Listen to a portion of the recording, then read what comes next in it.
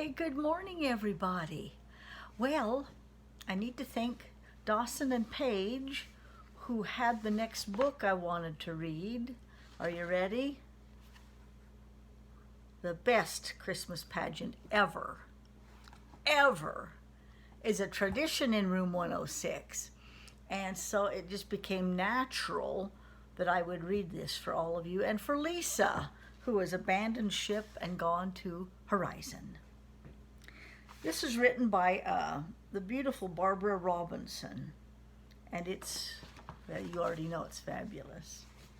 The Herdmans were absolutely the worst kids in the history of the world. They lied and stole, and they smoked cigars, even the girls, and talked dirty, and they hit little kids, and they cussed their teachers. They took the name of the Lord in vain. They set fire to Fred Shoemaker's old broken down tool house. The tool house burned down right to the ground, and I think that surprised even the Herdmans. They set fire to things all the time, but that was the first time they managed to burn down a whole building. At least I've only ever just burned off my bangs. How are you all? My new glasses. How do I look? Do I look like Martin Scorsese, the famous movie producer? I guess it was an accident. I don't suppose they woke up that morning and said to one another, "Hey, let's go burn down Fred Shoemaker's tool shed." But maybe they did. After all, it was a Saturday, not much going on. It was a terrific fire. 2 engines, 2 police cars, all the volunteer firemen, and 5 dozen donuts set up from the Tasty Lunch Diner. The donuts were supposed to be for the firemen, but by the time they got the fire out, the donuts were gone. The Herdmans got them. What they couldn't eat, they stuffed in their pockets and down the fronts of their shirts. You could actually see donuts all around Ollie Herdman's middle. I couldn't understand why the Herdsmans were hanging around the scene of their own crime. Everybody knew the whole thing was their fault, and you'd think they'd have the brains to get out of sight. One fireman even collared Claude Herdman and said, "Did you kids start this fire smoking cigars in the tool shed?" But Claude just said, "We weren't smoking cigars." And they weren't. They were playing with Leroy Herdman's young Einstein chemistry set, which he stole from the hardware store, and that was how they started the fire. For science. Be sure you tell Mr. Shoemaker that when you see him at school, since that's Shoemaker's shed that got burnt down. Leroy said, "So we mixed all the little powders together," he said, "and poured lighter fluid around on them and set fire to the lighter fluid. We wanted to see if the chemistry set was any good." Any other kid, even a mean kid, would have been a little bit worried if he stole $4.95 worth of something, then burned down a building with it. But Leroy was just mad because the chemistry set got burned up along with everything else before he had a chance to make 1 or 2 bombs. The fire chief got us all together. There were 15 or 20 kids standing around watching the fire. Gave us a little talk about playing with matches and gasoline and dangerous things like that. "I don't say that's what happened here," he told us. "I don't know what happened here.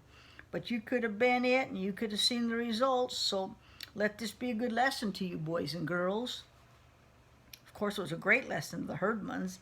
They learned that wherever there's a fire, there'll be free donuts sooner or later. I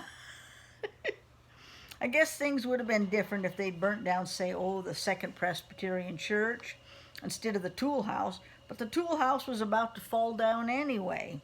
All the neighbors had pestered Mr. Shoemaker to do something about it because it looked so awful. It was sure to bring rats.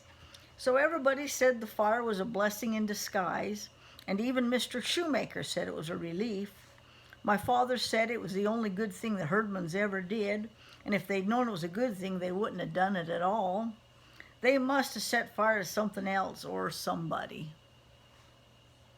They were just so all around awful you could hardly believe they were real. Ralph, Imogene, Leroy, Claude, Ollie, and Gladys. 6 skinny, stringy-haired kids, all alike except for being different sizes and having different black and blue spaces. where they had clonked each other. They lived over a garage at the bottom of Sproul Hill. Nobody used the garage anymore, but the Herdmans used to bang the door up and down just as fast as they could and try to squish one another. That was their idea of a game. Where other people had grass in their front yard, the Herdmans had rocks. Where other people had hydrangea bushes, the Herdmans had poison ivy. There was also a sign in the yard that said, "Beware of the cat." New kids always laughed about that till they got a look at the cat. It was the meanest looking animal I ever saw. It had one short leg and a broken tail and one missing eye. And the mailman wouldn't deliver anything to the Herdmans because of the cat. "I don't think it's a regular cat at all," the mailman told my father. "I think those kids went up in the hills and caught themselves a bobcat." "Oh, I don't think you can tame a wild bobcat," my father said. "Oh, I'm sure you can't," said the mailman. "They never try to tame it. They just try to make it wilder than it began with." If that was their plan, it worked. The cat would attack anything it could see out of its one eye. I wasn't winking at you. I was showing you one eye. One day, Claude Herdman emptied the whole first grade in 3 minutes flat when he took the cat to show and tell. He didn't feed it for 2 days, so it was already mad. And then he carried it to school in a box, and when he opened the box, the cat shot out right straight up in the air, people said. It came down on top of the blackboard ledge and clawed 4 long scratches down this blackboard. Then it just tore around all over the place, scratching little kids and shedding fur, scattering books and papers everywhere. The teacher, Miss Brandel, yelled for everybody to run out in the hall, and she put a coat over her head, grabbed a broom, and tried to corner the cat. But of course she couldn't see with the coat over her head, so she just ran up and down the aisles hollering, "Here, kitty, kitty, kitty," and smacking that broom down wherever the cat hissed back. She knocked over the Happy Family dollhouse and a globe of the world and broke the aquarium full of 20 gallons of water and 65 goldfish. The cat's hungry. All the time she kept yelling for Claude to come and catch his cat, but Claude had gone out in the hall with the rest of the class. Later, when Miss Brandel was slapping Band-Aids on everyone who could show her any blood, she asked Claude why in the world he didn't come and get his cat under control. "You told us to go out in the hall," Claude said, just as if he were the ordinary kind of first grader who did whatever a teacher said to do.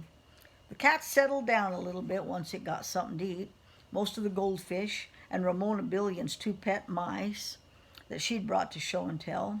Ramona cried and carried on so. "I can't even bury them," she said. Then they sent her home. Go home, Ramona. The room was a wreck. Broken glass, papers, books, puddles of water, dead goldfish everywhere. Miss Brandel was sort of a wreck too. Most of the first graders were hysterical. So somebody took them outside and let them have recess for the rest of the day. Claude took the cat home after that. There was a rule: you can't bring anything alive to show and tell. The Herdmans moved from grade to grade through the Woodrow Wilson School, like those South American fish that strip your bones clean in 3 minutes flat, which was just about what they did to one teacher after another. But they never got kept back in a grade. When it came time for Claude Herdman to pass to the 2nd grade, he didn't know his ABCs, he didn't know his numbers or his colors or his shapes or his 3 bears or how to get along with anybody, but Miss Brandel passed him along. You bet she did. Well, I'm going out and help Wyatt clean out the burn pit. It's, piles up with ash after a while. He's going to shovel that clean. And I'm going to start hauling over the branches out of the other lane. I sure love you. I miss you. I think about you. When I'm Christmas shopping, I think, oh, Oscar would love all this art equipment. Oh, Andreas, look at these books. All right. See you later. Be brave. Be solid. Know who you are and act the part. Bye.